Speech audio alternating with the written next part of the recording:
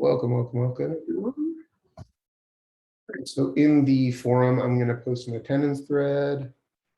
You know the drill.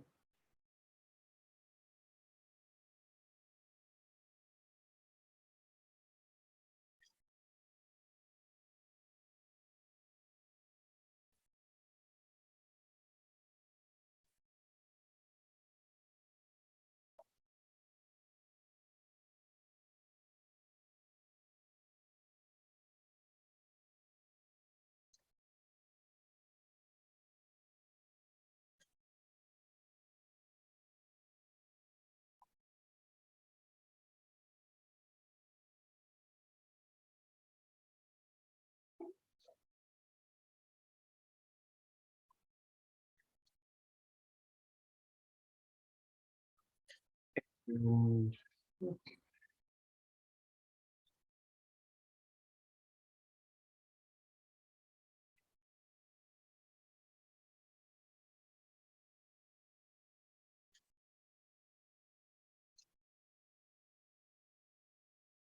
so for those of you that are just coming in, we have an attendance thread in the forum. And we are still working from the same repo. It's Mongoose relationships. I'm just going to post it again.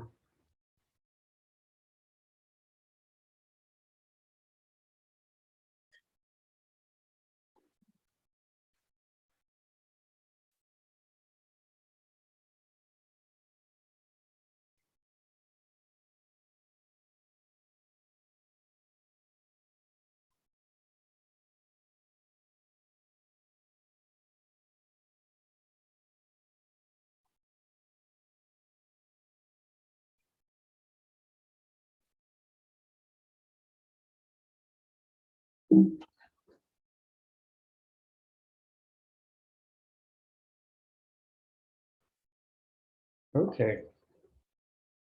So yesterday we were building upon what we had learned about with Mongo and Mongoose, and we were learning about relationships, which is a way that we can tie different documents because everything in Mongo is stored in a document, a type of object that we organize together as a collection. And we can, as we saw yesterday, we worked with embedding the documents, which is having the document that's kind of like an outer layer, and taking a document and putting it inside of it. So let's just review that a little bit before we jump to the lab, because that's where we left off. So if we remember, the first thing that we talked about was the Mongo subdocuments. And we initially said that there were two ways that we could do this. One is embedding, one is referencing. We got through most of embedding yesterday, and we're going to get to referencing after lab today. So when we have an embedded document, we have the contact and access here, which are both embedded within a larger user schema. And we saw that they can be either a single nested document or an array of documents. And we were looking at how these types of relationships can be one-to-one, right? And in the ERD, remember it looks like the number 1. That's a good way to remember it. Or when we have many, it looks like this branching fork. So you can think of many relationships, right? One user can have many posts, or, you know, it's kind of like a chicken foot. And we did a code along where we did 3 CRUD operations, right? We created a comment for a place. And we did that by adapting our code for the show method of place. Because we're finding a particular place by its ID. And then we were pushing the arguments that we were taking in from the user, the comment title, and the comment body, the two parts of that object that need to be in there, and pushing them like we would any other object to an array. We also looked into reading all comments for a place. And all we had to do for that was find or show a particular place. Because when we call the document, because they're embedded, it's going to call all of the documents, right? And finally, now what we're going to do, and then together, we also created a show method, which allowed us to take in both the place ID and the comment ID to find one particular object, one particular comment, and display that. And that's where we got up to yesterday.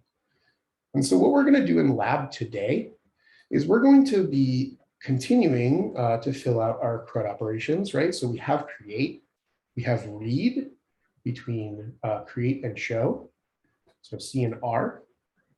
We also now are going to have update and delete. And so this lab it's got two parts. So it might take a little bit, but first we're going to want to have an update method. And we're going to want to update a subdocument. And that can be done the same as a normal document. So you can review the documentation. And as we saw yesterday, the documentation is really, really good. So if we go here, it's going to pull us up updating using save. And so the way that we can do that is once we call the document and we found it, we can use dot notation to set the value for a particular key. And so that's the way that we can update the document by referring to the particular body and title and setting them to whatever the arguments that you want to take in when you write the node command. So you want to find the specific content you want to update in the show, and you want to update the comments title and body with the new values and make sure that they're saved, and then of course test it. And then the second part of the lab will be to write a destroy comment. And the subdocuments are deleted differently than normal documents. You can review the documentation for removing the subdocuments. There's two methods. We can use remove. There's also a method called pull to pull from an array. And the bonus is to try out using both pull and remove.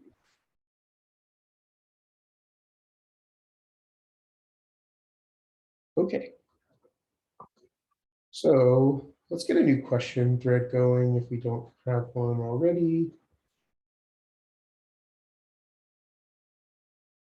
Thank you, Weston. So if anyone has any questions before we break into lab.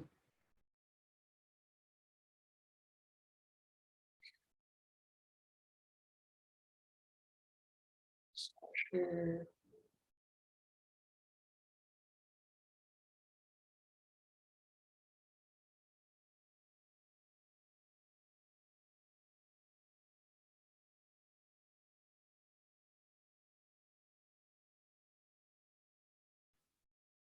Okay, so we are going to review the lab after a break. We've been going for a little bit over an hour, so why don't we take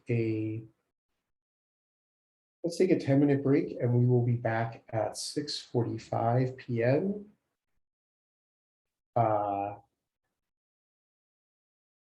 PST or PT, and we will review the lab there, and then we're going to go right into references, which is the next type of relationship that we can define in Mongo.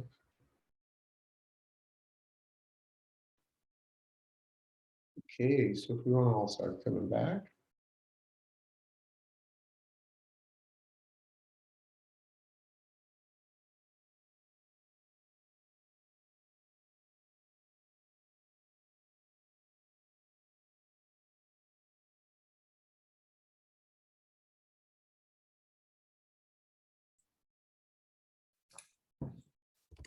All right.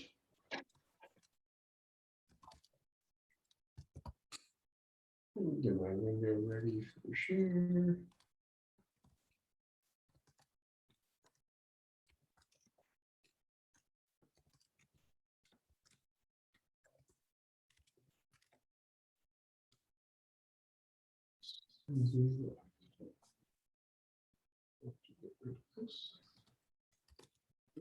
There we go. So,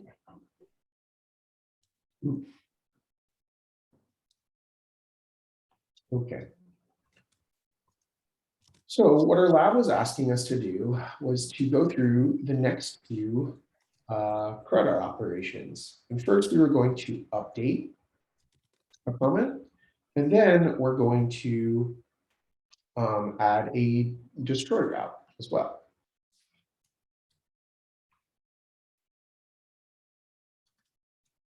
So when we're updating a comment,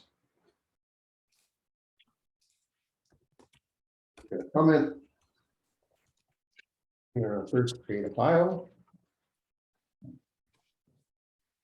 right?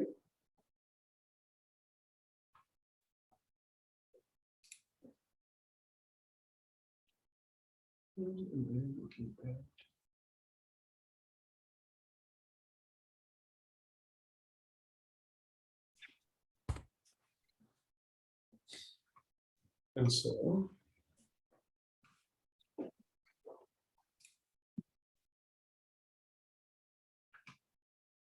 for time's sake, I'm just going to copy in what we're going to want to do. So if we think about what we're going to want, we're going to want first a node command, right?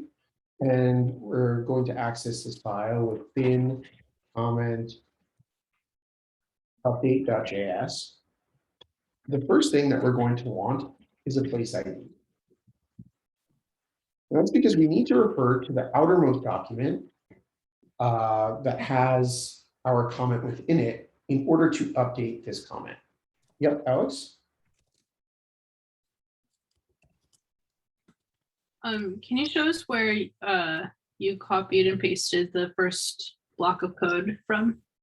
That's just from a solution I already have. But I mean, if we look at where we have our show route, it's pretty, it's just the same thing from show. Okay. So I would always work, that's why we did the code along first with create and show, because you can always scale your code from those two methods into your update and your delete. Okay, thank you. I just took it from someplace on one of my other screens where I have the same code window open. Okay, thanks. Now the second argument that we're going to want for will be index 0, 1, 2, 3 will be our comment ID, right? And I saw a few groups get tripped up on this, right? And that's because we can't just refer to the place. If we refer just to the place, we're going to only be able to push new comments, right?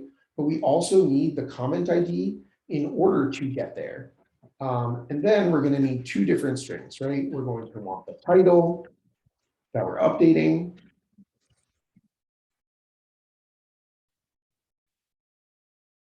And the updated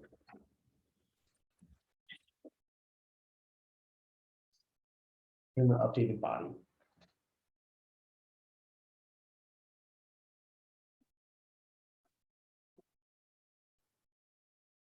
So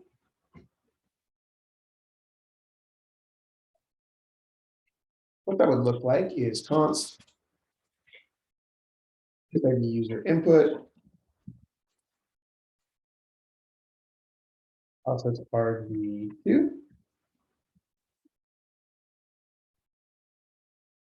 Oh, 1, 2, 3, 4. Okay.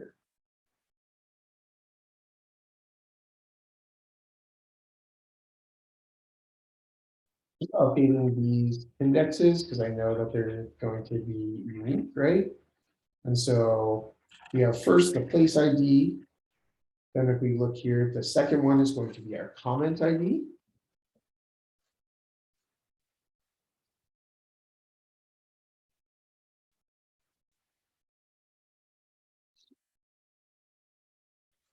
And then the next term that we're taking in is the title, user input, right? The title that we want to update comment to. And then the body, the actual content of the comment.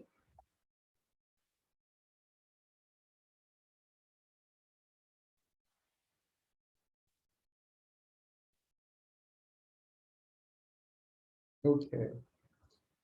Does this all make sense so far? Are there any questions in the question thread that we should address?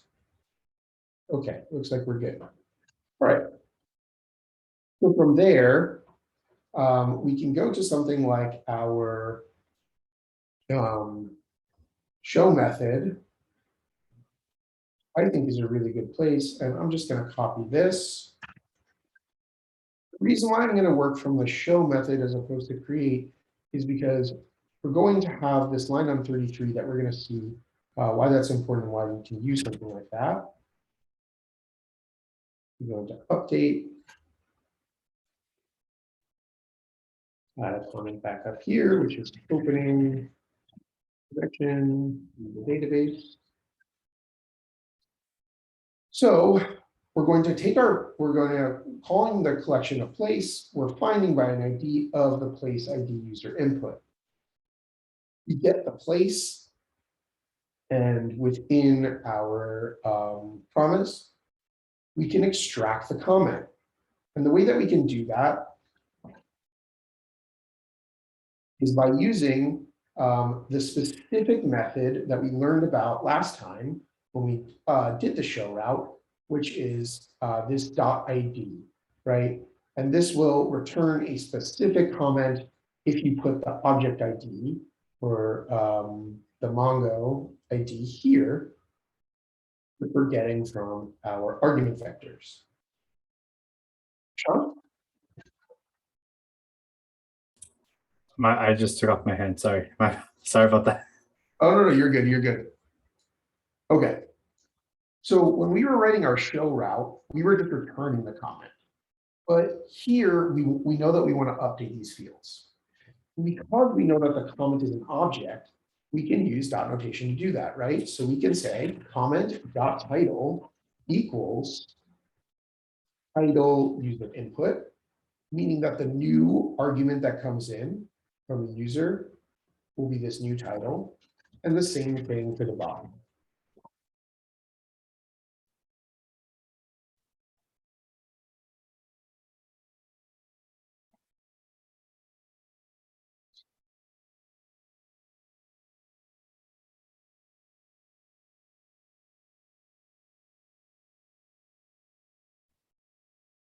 Now, the last thing that we're going to want to do is we're going to return place.save.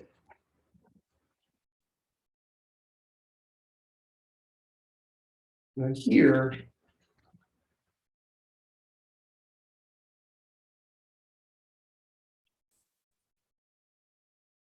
instead of logging the comment, we can log the place and we'll see that the comment is updated.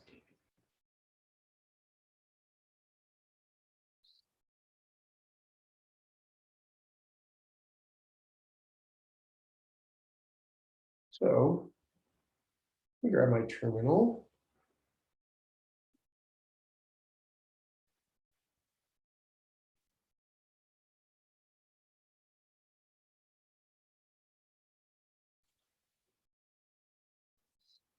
If I have my terminal here,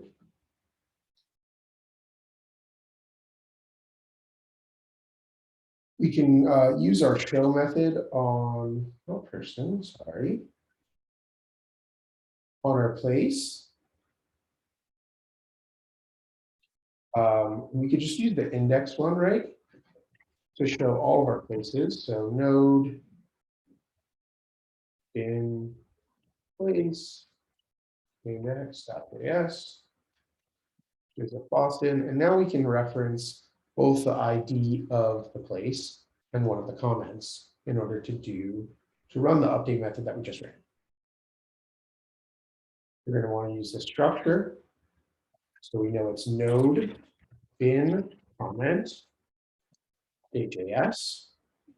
First, we want to take the ID of the place that we're updating. That's Boston.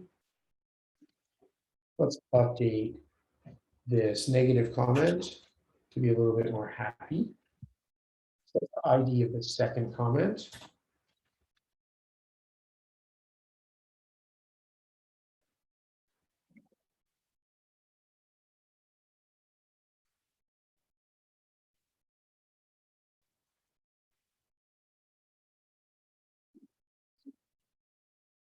Now we can see that we've changed from the title of Hate the City, So Boring I Hate History, to Pretty Cool City, Fenway Park. Ollie? This is kind of like a silly question, but I that's something that kept coming up when I was like trying to type it in.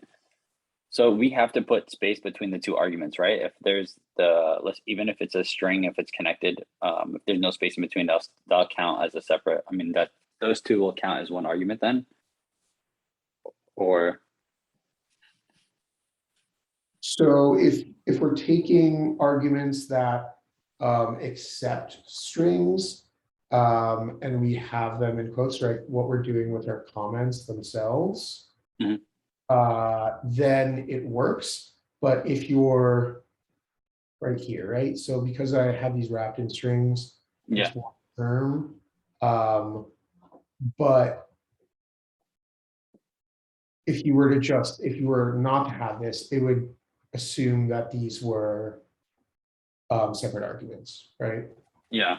Because yeah, because we're entering it as a string.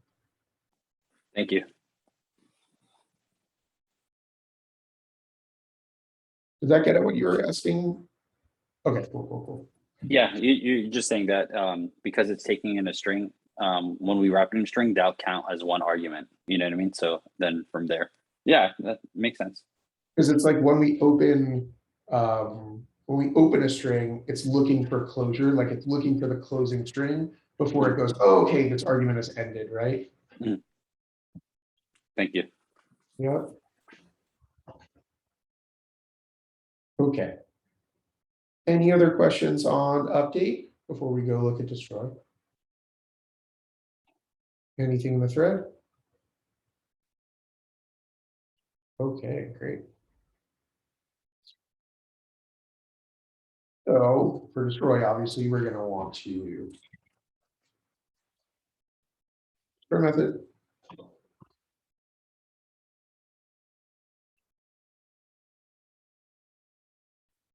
Similarly, I'm grabbing this. You could grab it even from update if you wanted.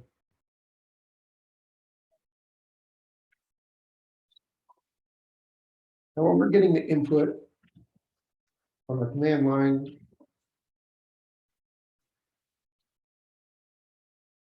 it's going to look something like node bin comment destroy.js. And we're going to need two arguments here, right? First, we're going to want the place ID. And then second, we need our comment ID.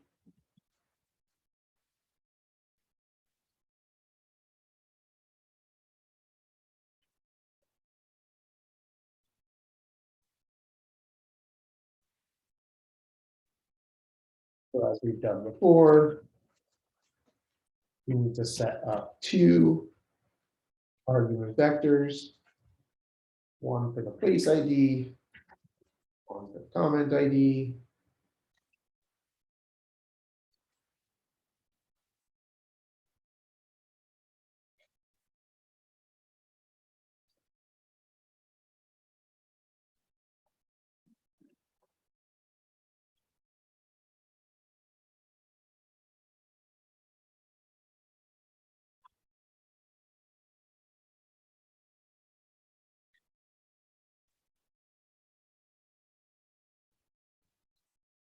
I'm going to grab this from show.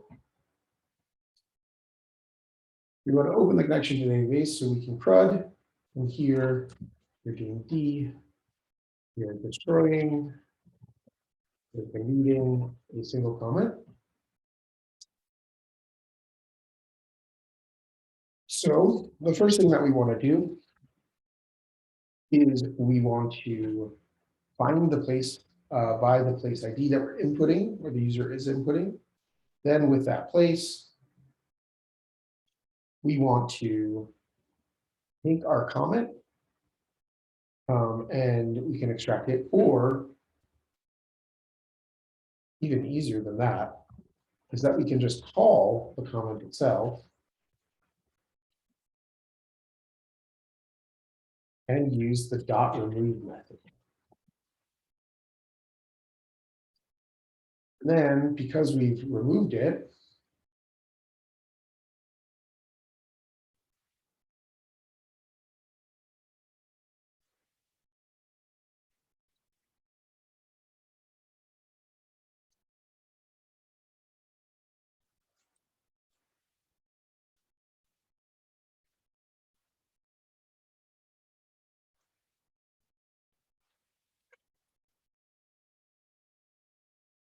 we can use the remove method to delete the comment. And then we want to save the place, right? So we want to return place.save.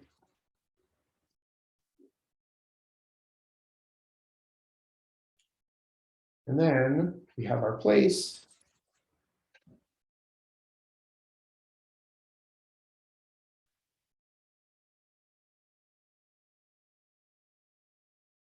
Remove these lines of code.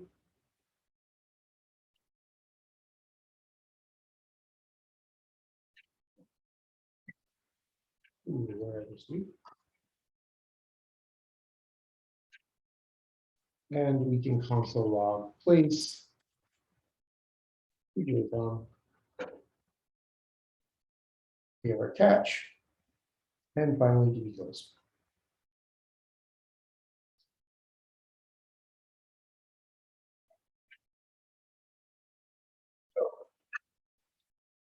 We can take our Boston ID,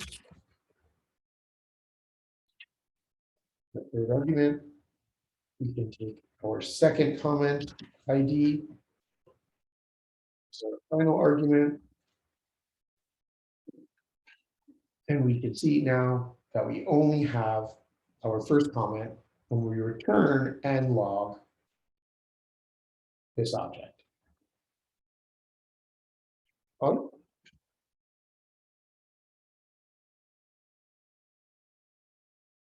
Do you still just have your hand up from before? I don't know if you have any question. My bad, that was an accident. Oh, no, you're good, you're good.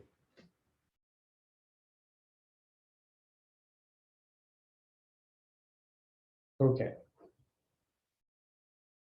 So, anyone else have any other questions on the destroy? You know that most of the groups, some of the groups got through all of it. Most groups at least got through update. I hope this at least elucidates it.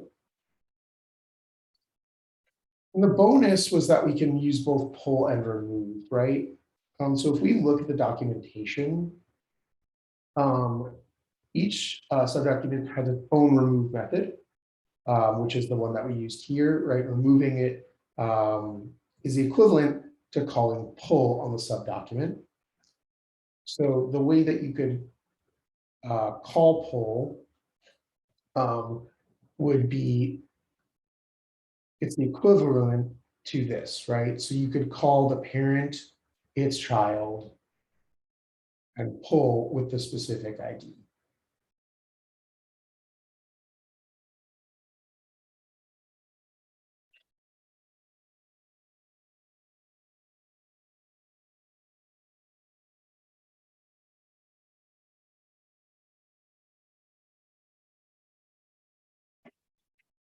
So the way that we would do that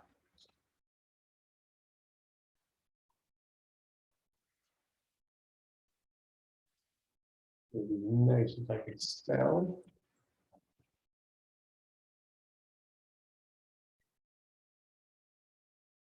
We would need to call place dot comments dot pull comment ID user input.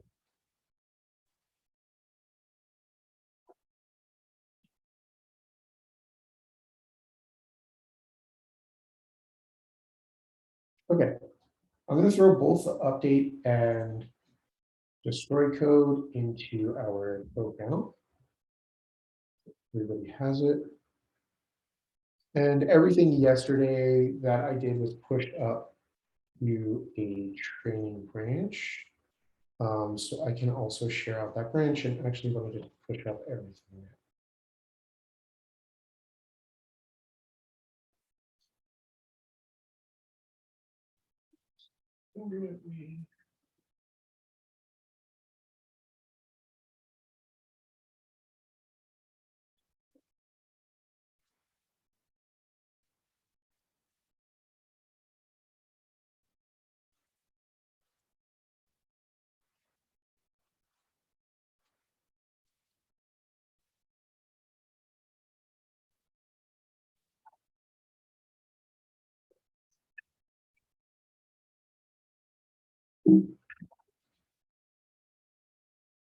Okay, so let me go ahead and grab that branch so I can share it with you.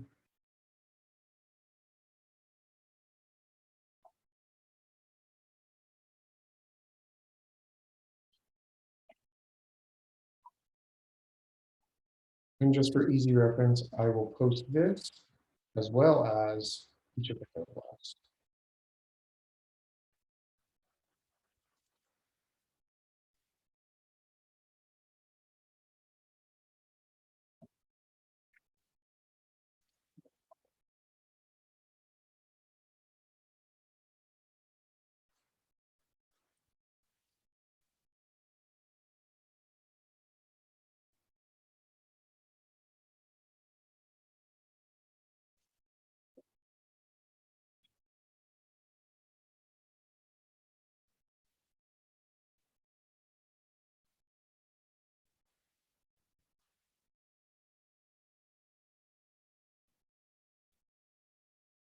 Okay, so in the code channel, I put the branch with the updates as well as the 2 code blocks if you need them. Polly? Do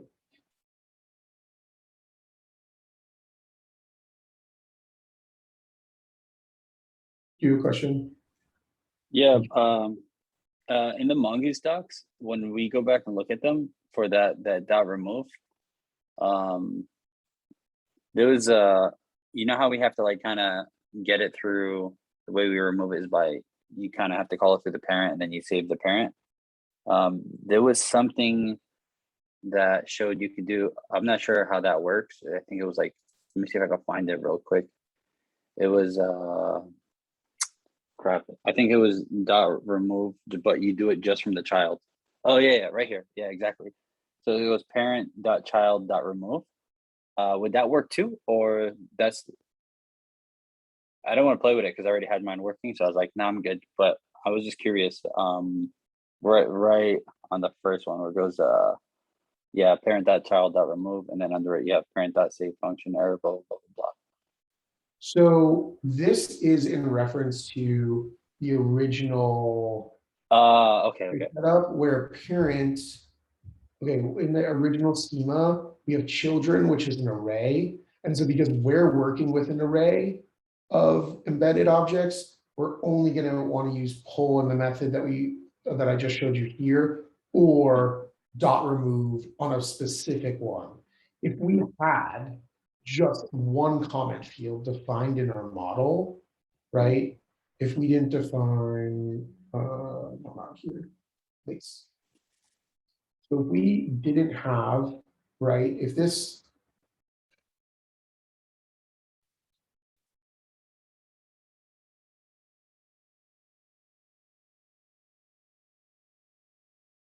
we were only adding one comment.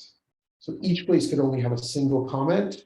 Okay. Then we could call that like that, because we're removing just that single comment. So what it would do is it's actually just going to wipe out whatever data is in here. It's going to set it to null. Okay, cool. So if that was, if it was an array. Right, yeah, the docs are different because the docs are showing both ways that you can have a single embedded object or an array of objects. In the example that we're doing here in place, we have an array of comments. So that's why you want to look at the array methods. Thank you so much. Oh, of course.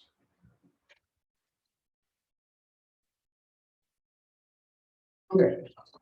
Anything else? How's the thread?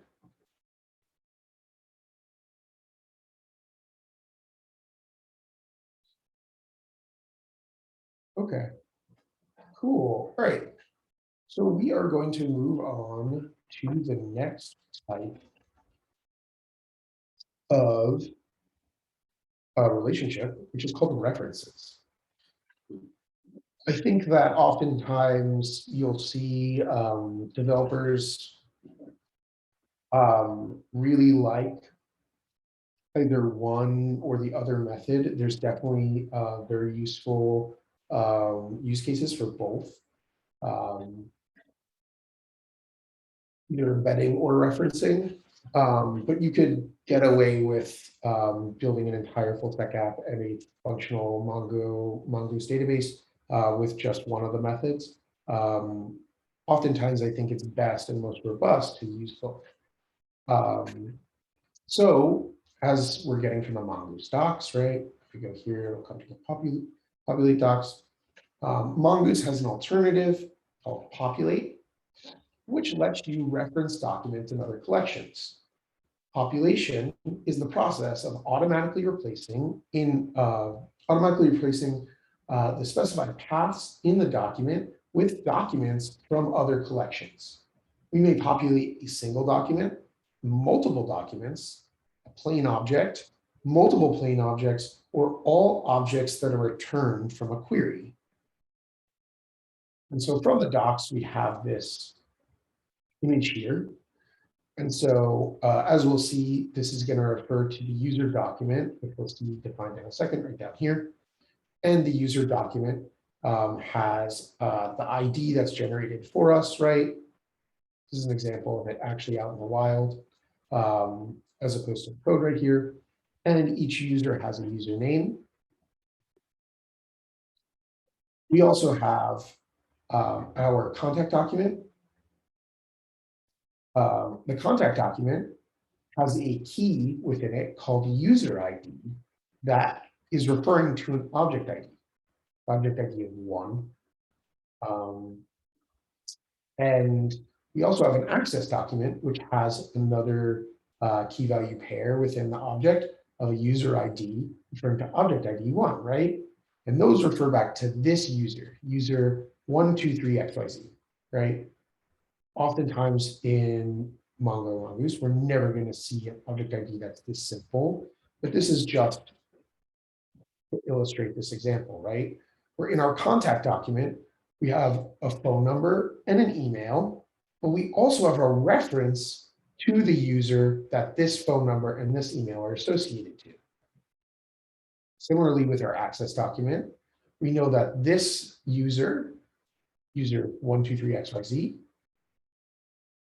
has a level of 5 and is in the group of developers. So let's see how that's actually done and set up. So what we have here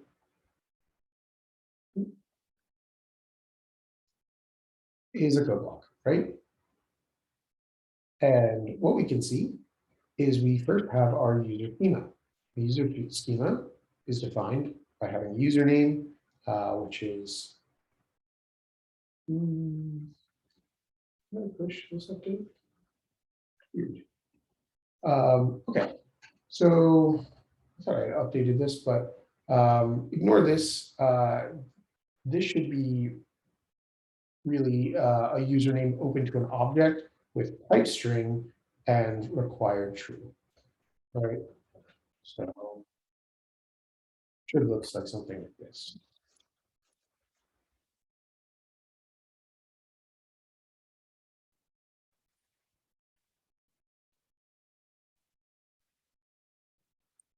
Could also have something like unique,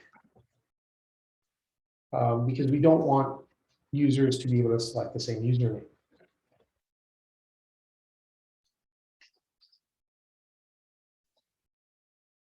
We also have our contact schema. And so how we can see this is actually set up is we have within our contact schema, we have a user. It opens to an object. And here we're going to define some things. So this has a unique type, and the type is schema types.object ID. And when we're doing this, we need to have a reference as well. And the ref or reference has to refer to the same string that we're calling within our line within our model, right? What we're calling the actual model in reference to its schema. So these need to be exactly the same, because if you don't have them the exact same string, it won't actually work. And we have the phone and email right here. And so in this example above, we have added a one-to-many relationship with a reference. The user schema has a one-to-many relationship with contact, where one user has many contacts. We can determine this is a one-to-many relationship because each contact has a single user reference. If we created multiple contacts with the same user, then that user would have many contacts. User is singular, and we have our contact with many. So we're going to do a code along here where we're going to do a one-to-many where we're adding a person to a place as an owner. And so what we're going to do is we're going to create our first one-to-many relationship using references. One person can have many places. So the reference that we're going to be doing should be called an owner. It's going to be used to keep track of the person who created the place. And we're going to want to go through these steps for CRUD. We're going to want to create a place including an owner. We want to read all the places using populate method to get the owners. We want to read a place populating the owner. We want to update the owner. Why no or why not? We're deleting the owner or why not? Okay. So let's look at the docs. And we can see here another example where they have a person schema. And we have stories right here where stories is referencing the schema types object ID. Remember that these are always capitalized. This is important. I would often just copy or have this kind of object already out there, refer to the docs and copy this because you can run into a lot of errors often. And within our story schema, we can see that it is referencing an author or a person. And here would be a many-to-many, right? So we can have fans with multiple, right? So this is similar to our embedding, where we can have a single embedded object ID as a reference, or an array of object IDs, right? Multiple people. And as I was talking about earlier before, with references, you always have to make sure that these strings that are the reference strings are the same that are defined within our models.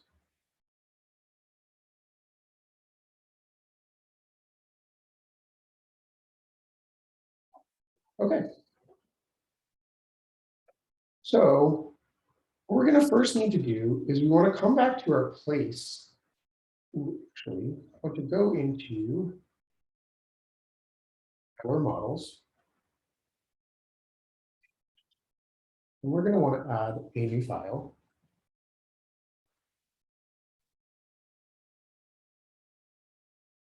So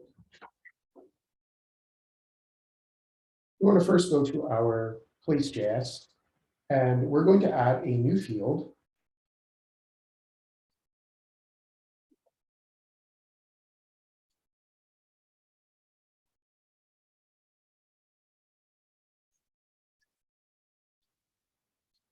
Make sure I'm consistent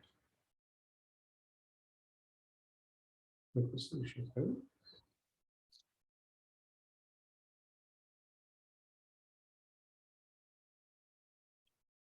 So, and then at the bottom. So I'm going to do something a little bit different from the solution code if you're looking it up earlier, where I'm going to include the owner up top here. Doesn't matter where you would be putting the owner.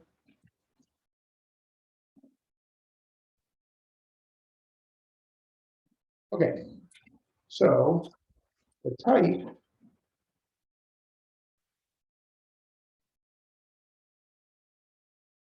one, and then right, because we have one owner can own many places. So for type, as we looked at earlier in the docs, we want it to be type schema dot types dot object ID. Okay, and the reason why we're able to do schema is because we've extracted out mongoose.schema. If you didn't set your code up like this, you might have to do mongoose.schema.types.object-id. I would say this would be convention, this kind of shorthand method. And then finally, we need to actually have a reference, right? So our reference is going to be our person.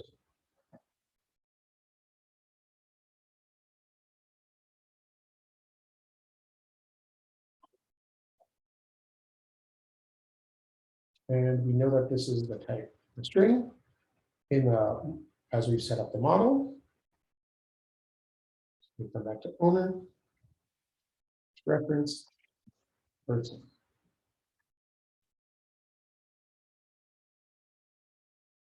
Okay, so now even though we haven't done anything,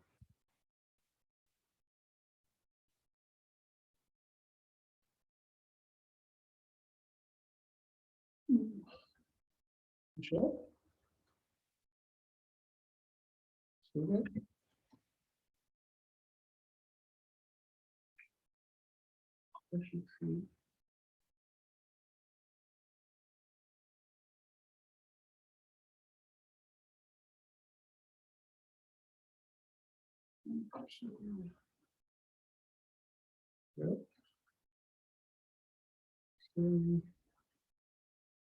So let's go give that set up.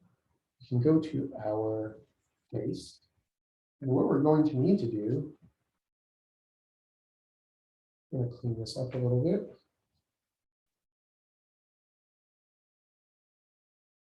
Oh, this is important. We want to be in. So in our create method, we are going to need a new argument.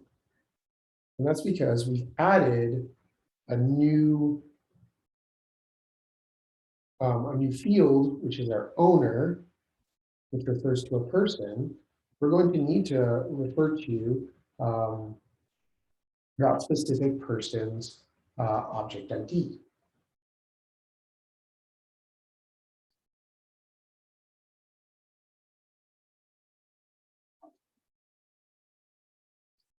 And so what we can do, we have const owner ID user input.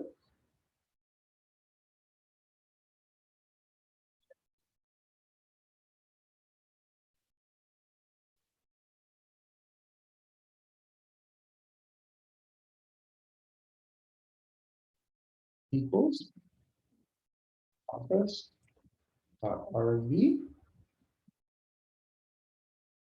Oops.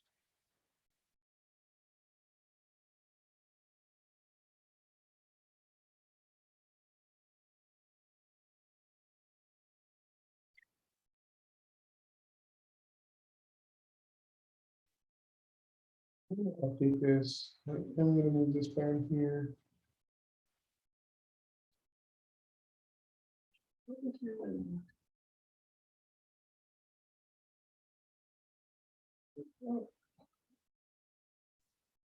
Let me select this out. See if somebody needs it.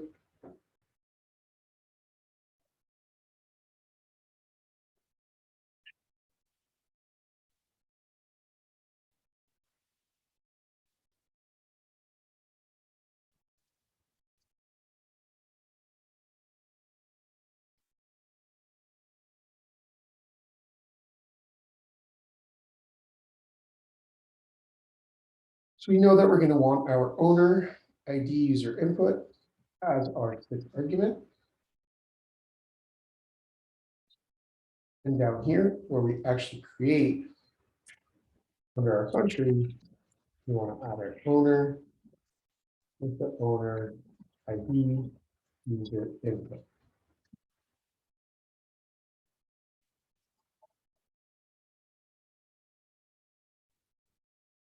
Okay.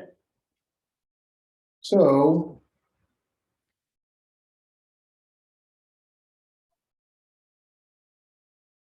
we can use our index file, right, to grab all our people, which is a good way to also check to see if you actually have some folks added to your database. So you can run node bin person index. Now I've added a couple of folks. We have Fred Jones, which was the example ad, and I've had the members of Dipson. So what we can do is we can grab something like Cameron's user ID and come back to our create.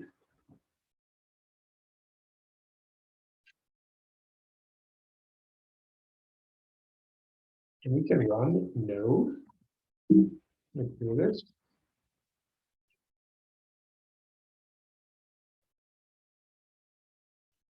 Node bin place create JS.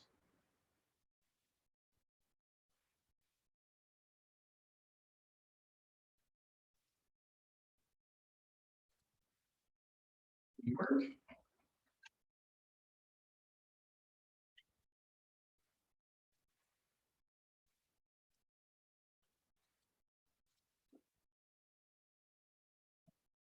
So the longitude will be 40. 4.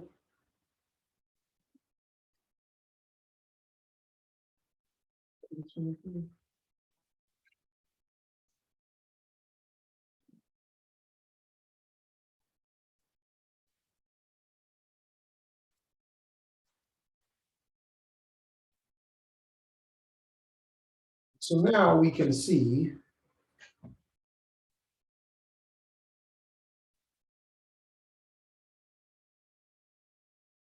we come to our object right here, which is this new place that we've created. And we've added an owner.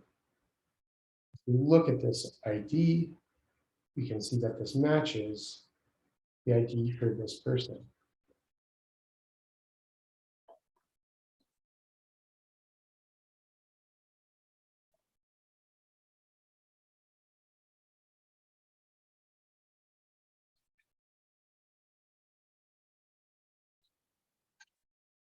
Okay, any questions on this so far?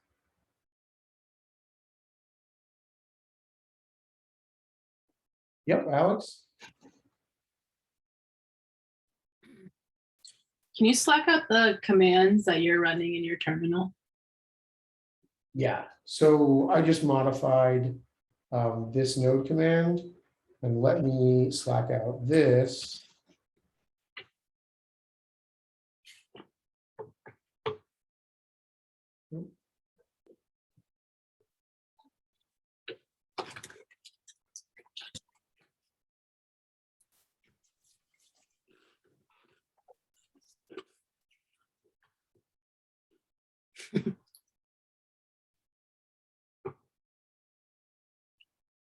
So you can run this command again with Boston and just add an ID. You'll have two places that are Boston.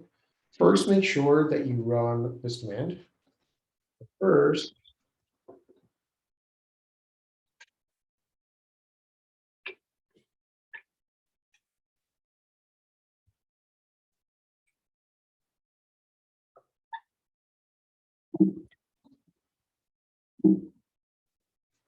you want to run this command, Alex, just to make sure that you have a person. Okay. Node bin / person dot index. Yep, JS.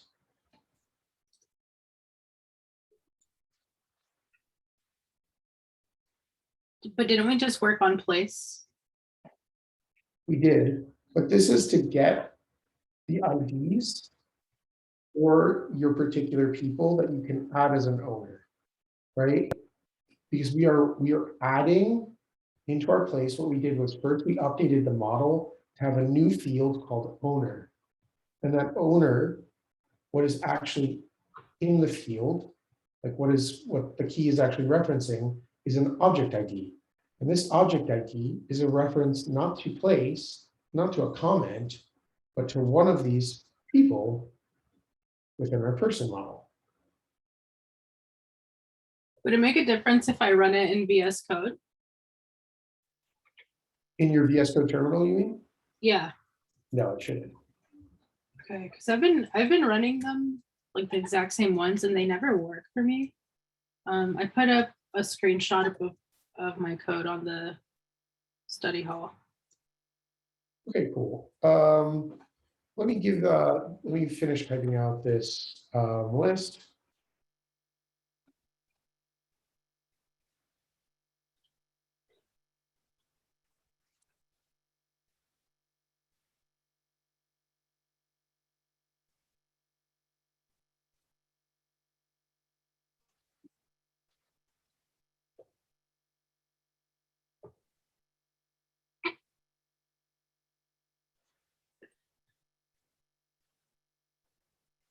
Your first is to run the person index to get some of the IDs. If you don't have one, you want to run the command from person bin create.js.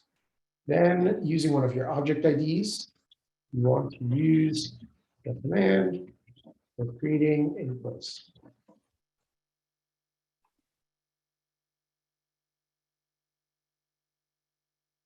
Which is it?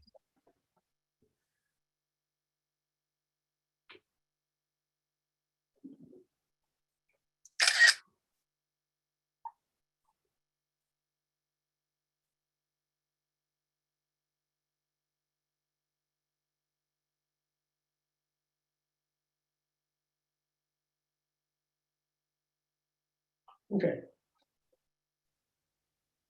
Why don't we take a 5-minute, because we're at like 50 minutes, and we will come back at 7:40, and we will continue, and we're going to look at, now that we've added this owner to our object, where it's referencing the ID to a particular owner, we're going to see how we can use the populate method to return this whole object included with our call when we call for the place. Okay, so get some water. Let's come back at 7:41, and we're going to return to the code wall.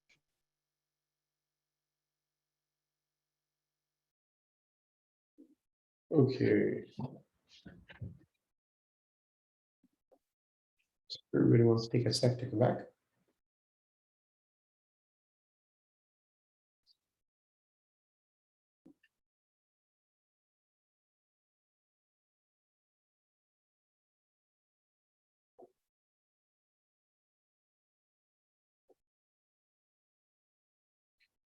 So now that we've done creating a place, which includes an owner, and we did that first by making sure that our place schema and model has a schema type of a reference to person. which means that each of the objects, each of our place objects, is going to have a field called owner. And that owner, the value of that key, will be the object ID of a particular person object in our database. And then updating our create route to include taking in a final argument of the owner ID and setting it. We've finished the C of our CRUD. The next step is to read all the places by populating the owner. And so if we're reading all the places, we know that that's going to be an index of places. And let's go to the docs and look at population. So in the docs, if you remember, they had set up a person schema in which a person schema can have many stories. And each story has a particular author that refers back to the person.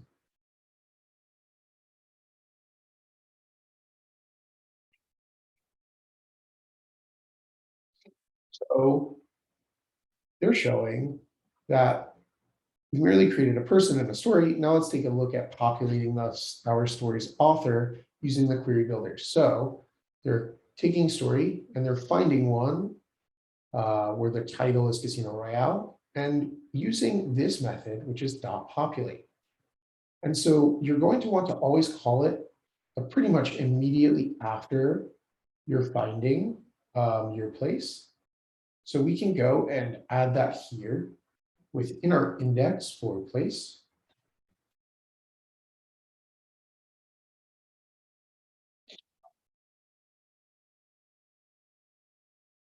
We want to first populate the owner property on the place documents. And this is going to replace our owner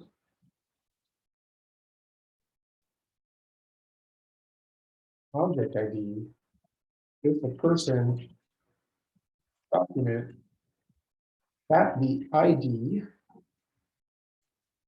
of the object ID is a reference to.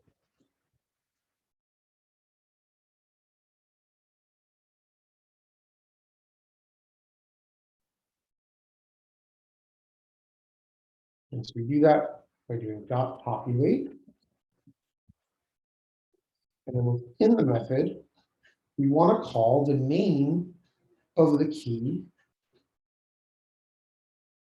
And here that would be owner, right? So in the docs, they're trying to populate the author.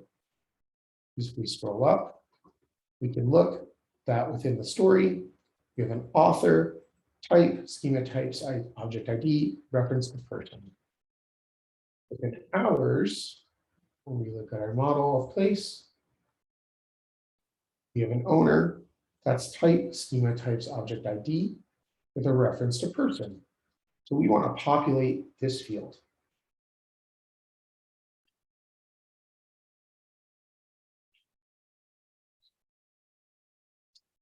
Okay, and then the rest of it is going to be the same, right? We're going to return our places and run a for each method, which will console log each of those. So if we save this up, I really only added one line of code, but I'll still share it to the study hall or code channel.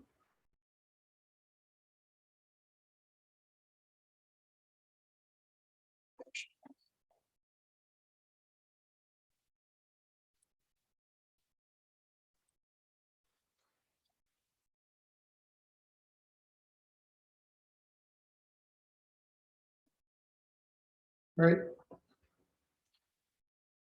If you come to terminal,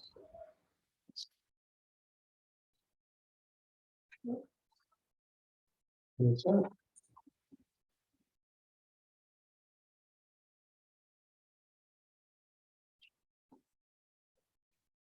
we run.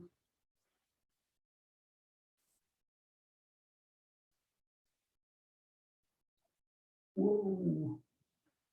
Oh, yep.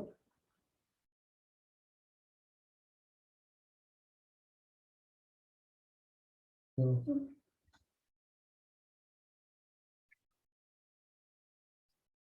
What did I forget to do? Did I forget to require?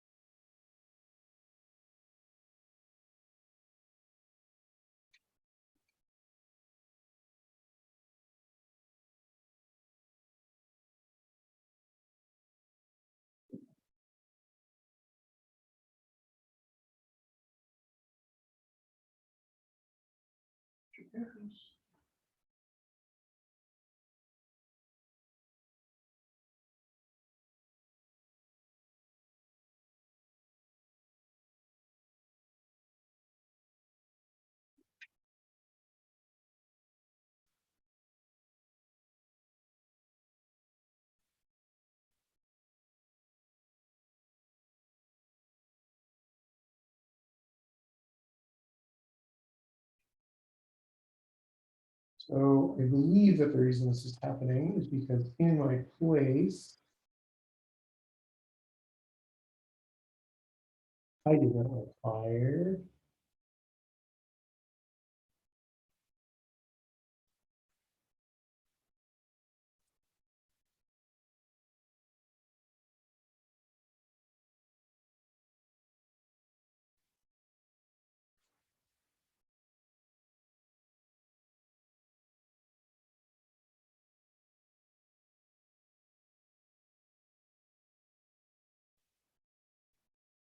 No.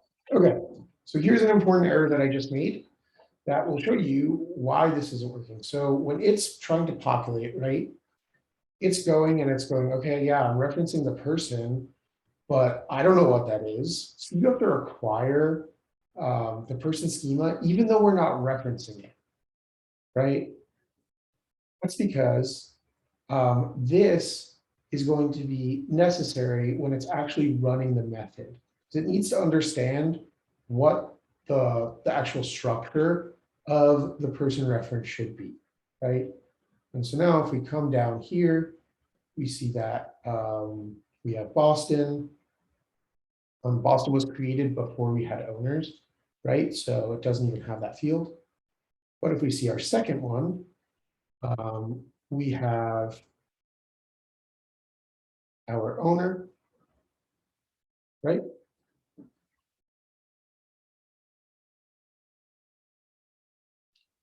So what you want to do to get this to work is on line 8 of our place model, right under where we require a comment schema, you're going to want to require the person schema. Otherwise, we're not going to be able to run this.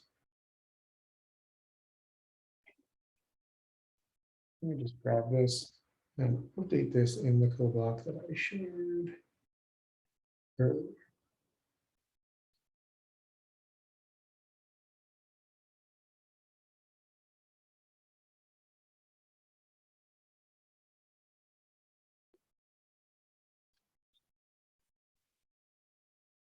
Go.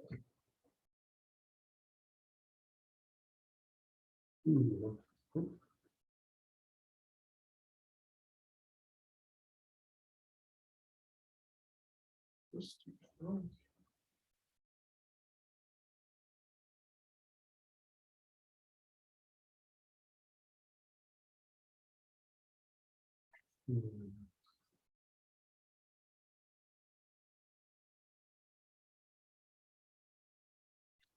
Hold on one second. I just turned it outside of my code block and deleted the title.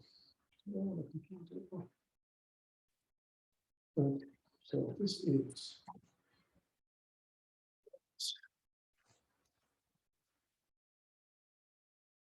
yes.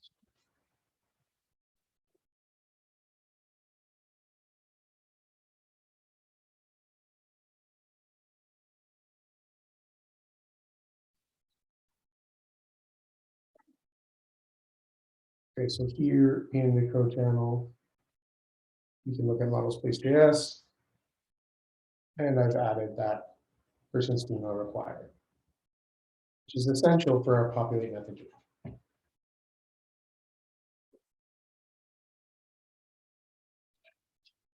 Now, we've done that for the index, which is reading all of the places, but we also want to be able to do this for reading a particular place, right? So if we go into our bin for place, we know that we have our index, which shows all. We just added populate. Then we're going to want to do the same thing for show. So if we go into here, we can look that we have place, find by ID, very similar to what they're doing in the docs.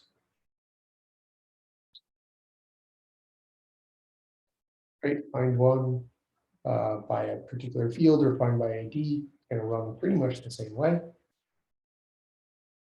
So we are going to want to call the populate method here.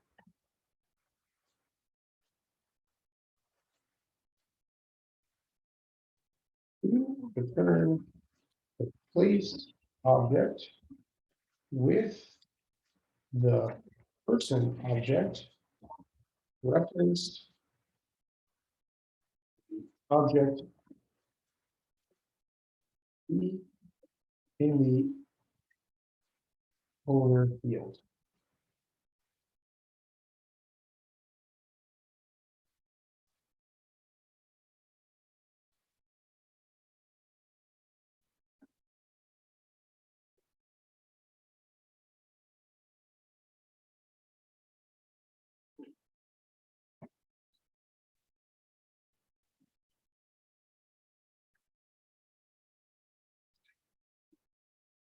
We can check that out.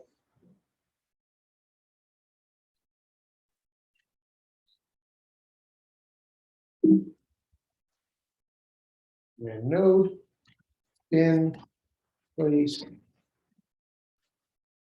node.js. We'll grab the ID for New York. And we can see that we're returning the ID with the owner object, right? So we can see the difference. I comment out here, this populate method, I run the same code, we're just going to get back that object ID, right?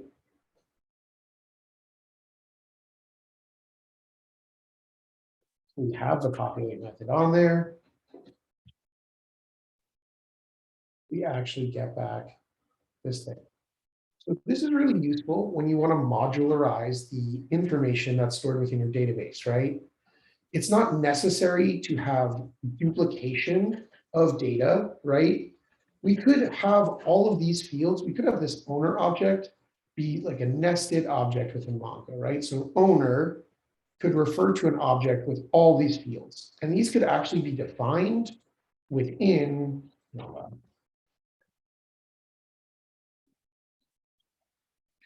these could actually be defined within our place model, right? Instead of just having owner here, we could actually copy all of these things from the person and put it here. But that would be an immense waste of resources for having to actually enter that data when we're creating it, when we've already have that data stored somewhere else. And so this is the power of referencing in Mongo. Okay, so now that we've got a little bit of experience doing some work with some of our CRUD options, now we can move on to the lab where we're going to practice creating a one-to-many relationship using comments.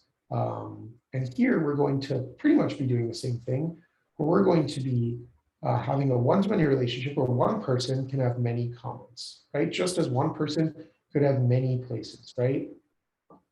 Ooh, Alex, yeah? Can you Slack out your show.js for place? Yes. Cool. Set up.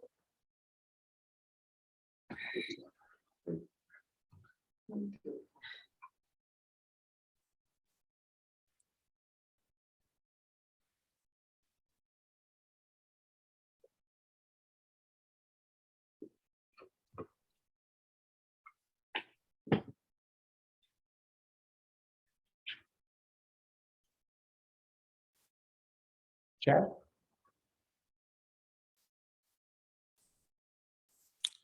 Yeah, I was wondering why we don't want to be able to update or delete the owner on it.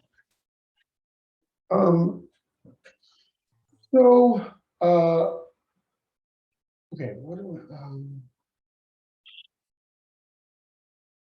well, I've actually kind of left that out of my notes. Part of the reason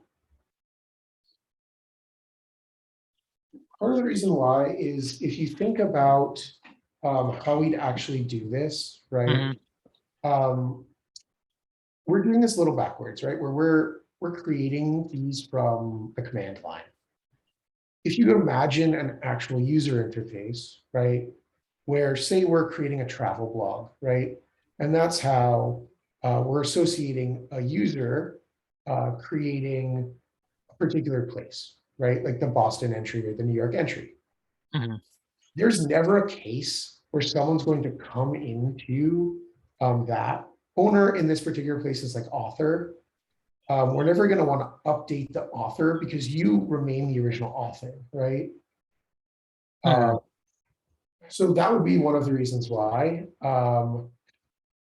What about a case where like you know, a user created the city or comments to it, they delete their account, but you still want to keep those, and then you know, change their name to something like, you know, past user or you know, something like that.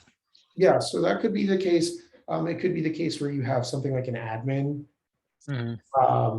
where you could do that, where it could be a changing object ID as a reference. I think that here it's just logically the use case that we're using. Okay, so there are some cases where you might want to, but not in most cases. I believe so, and let me Okay. I can check back to that after the lab. Okay, no worries. Thank you. Yeah, and it could be that that's like bad practice. I've personally done that in my code, so we'll see. Where I've had a selection game that can have an owner or an admin position that gets swapped between the users playing it. So within the lab, we're going to have a one-to-many relationship where one person can have many comments, similar to the place. The reference should be called an owner, and will be used to keep track of the person who created the comment. So you're going to need to first update your comment model, right? We're going to need to also then update your create. So the comment can include the owner. And then when we read for comments, we want to populate the owners.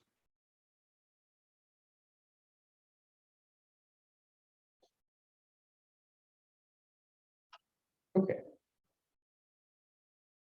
So I'm going to open up breakout rooms.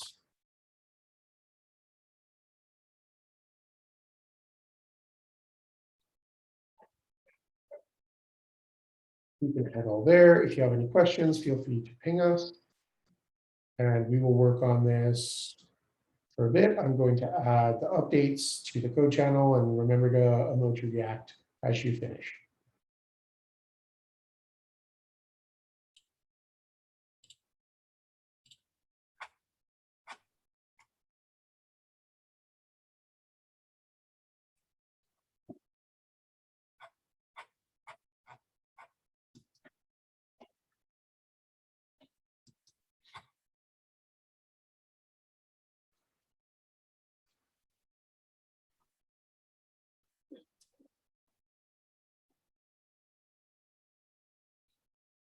How'd the lab go?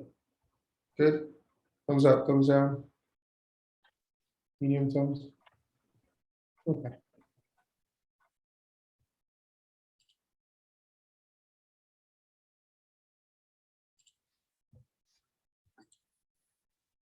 When are you guys gonna put the recording for this class on the list? You think by tomorrow or Friday?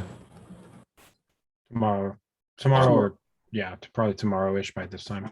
Okay. It depends on when Zoom batches out the recording to it, but it's usually within a day. I can make sure it's up tomorrow.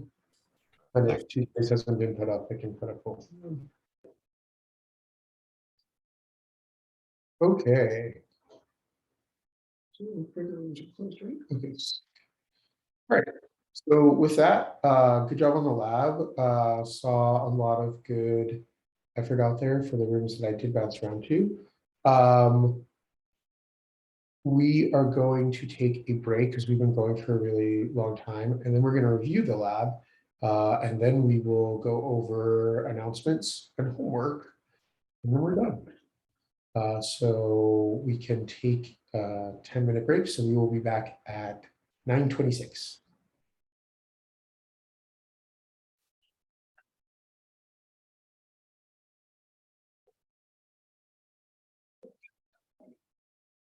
Okay.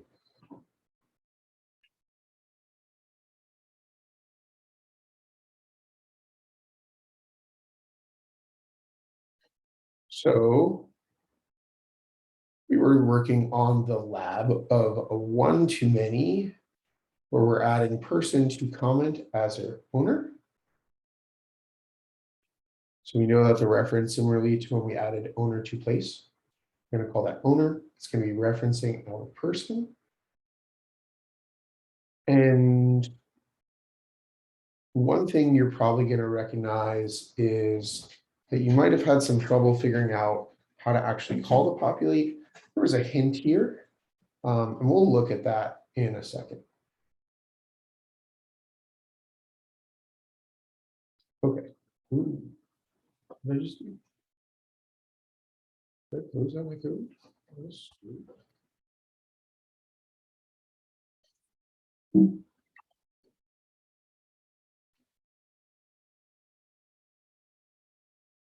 Okay.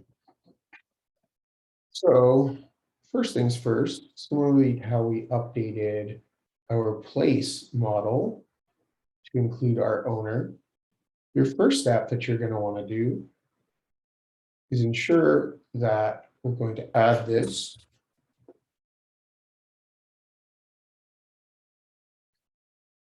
for later on.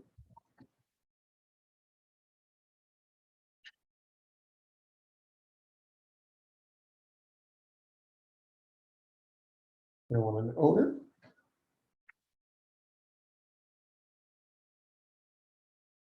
Type, schema, types, object ID with a reference.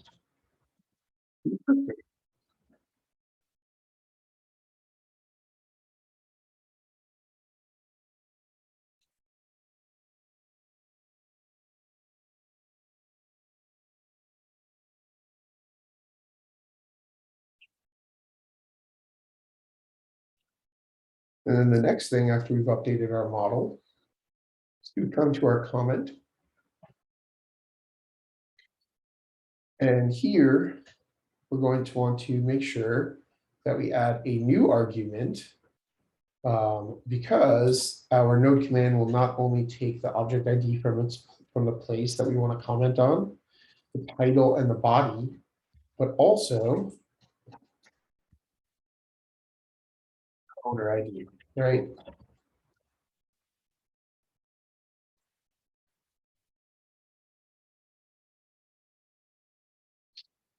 So how we can do that is const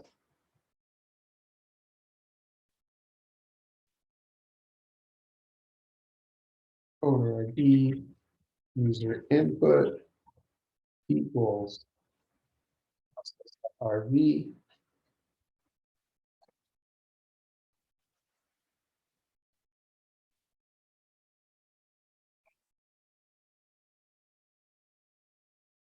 And then within our push, we want to have owner as the field that we're pushing, our owner ID user input. We get here.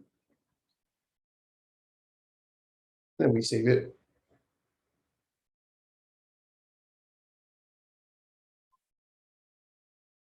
So we can check that.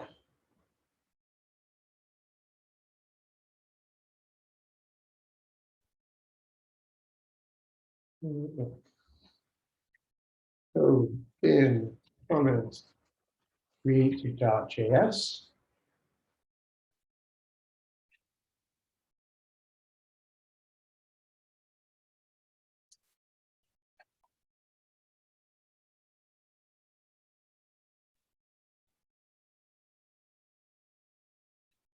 We first want the object ID from the place.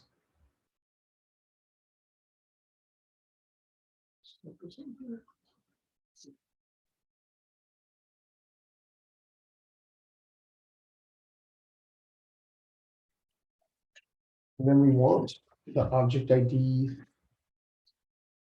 Then we want our comment title.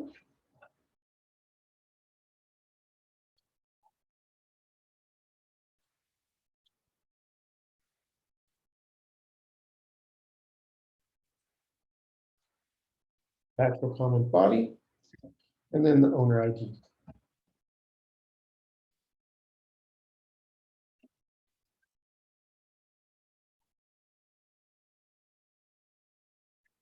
We can see that we have a comment. It has the comment data, including our owner reference ID. Okay. And then we have to update our show. So if we go into our show, what we're going to first notice is that we're not going to change our arguments in any way. But what we do want to do is we want to add a populate. And because we're populating, we're always going to want to do that pretty much after we're doing our find. And so here's where we want to populate, right? But if we were just to populate by the owner, that's not actually going to populate the thing that we want to populate. Because if we look at our model itself,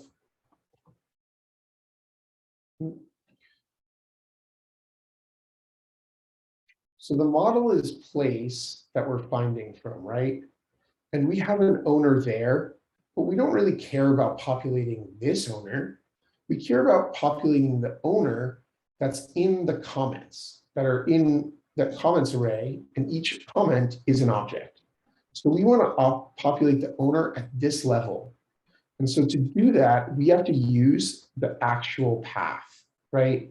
So if we're just populating owner here, we're going to populate this owner. And by the time we get down to the comment, we haven't actually populated the owner.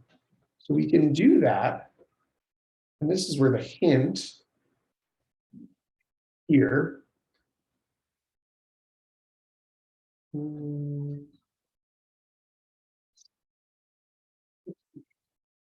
So in this question, they're asking about something similar where they have, they need to get the comment that's created by the user when they're pushing comments onto their item. And this Stack Overflow will suggest that in order to populate the reference subdocuments, you need to explicitly define the document collection to which the ID references to be, like created by object ID user. Given this reference is defined and your schema is otherwise well defined as well, you can now just populate as usual. So calling populate, but instead of just calling the created by, they're calling it on the comments array.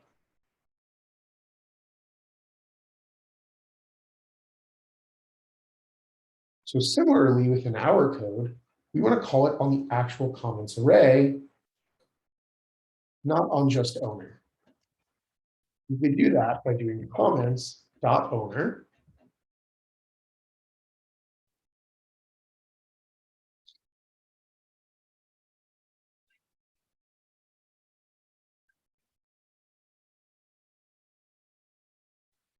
I'm going to add the to.json method.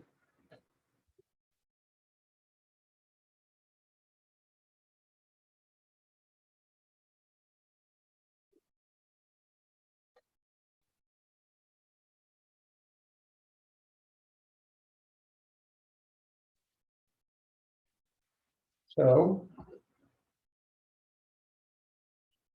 we need to populate the owner for each of the objects in the array called comments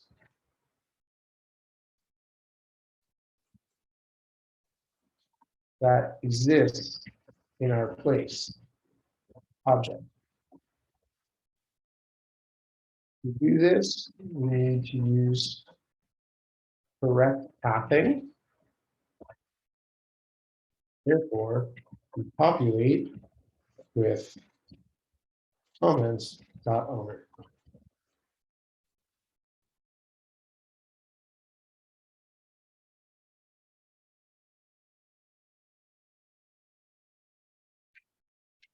Let me go ahead and I can put this into the Slack in the code channel.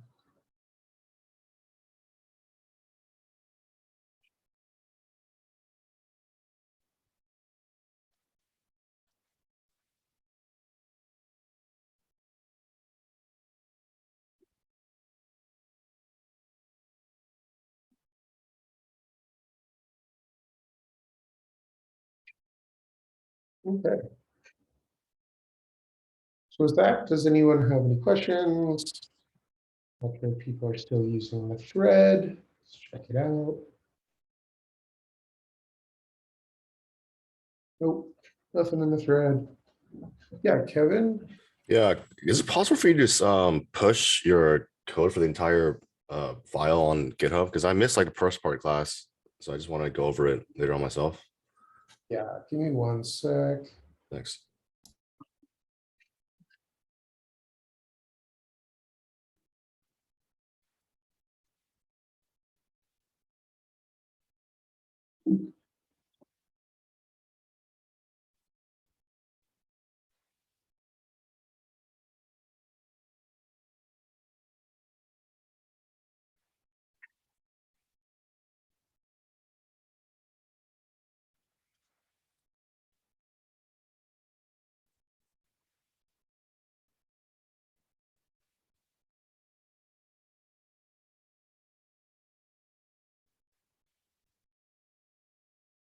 Okay, so let me grab you the link for that.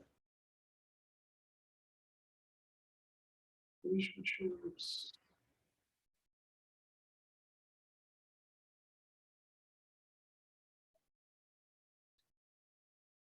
Okay, so I'm going to put that in the code channel right now. That's a link to the branch where I've been pushing up all the example code from class, okay? Okay, thanks. Of course. Paul? My bad. Can I see your models one more time? The comment.js and models folder. Yes.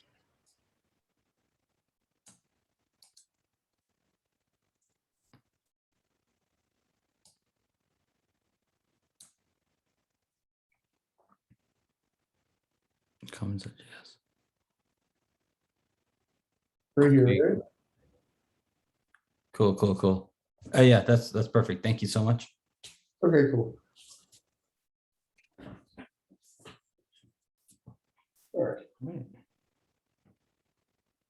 Anything else, or we can get to announcements? Okay. So the announcements for the day are going to be our homework.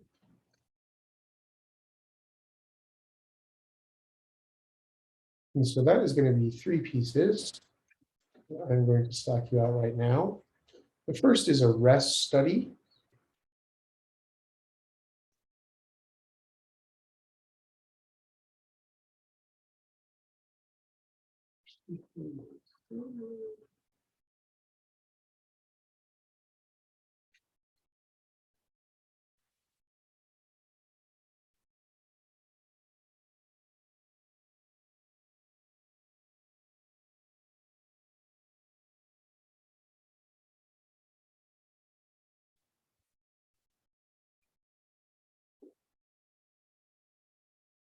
And the second is a Mongo diagnostic.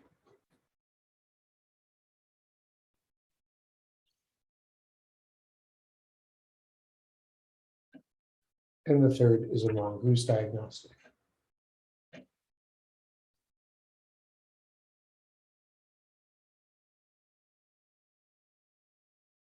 So I posted that in the homework thread as well as pushed it to the forum.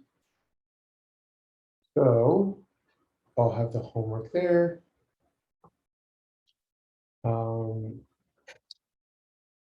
With that, unless you have any questions, or unless Weston, you want to add anything.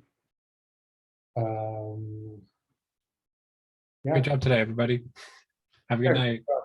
That's all I want to add. Thank you. Have a good one.